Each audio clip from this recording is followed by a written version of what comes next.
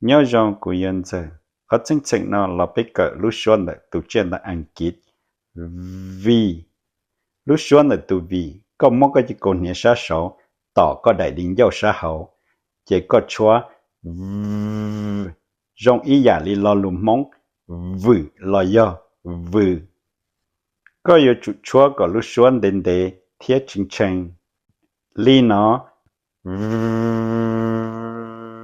thầu có những lo lùn là từ vì mà có lúc xuân yêu chủ chính tranh lo bé một cái ở bé lo lùn nó có thiết bảo hay tiệt của xài li trả vision visit volunteer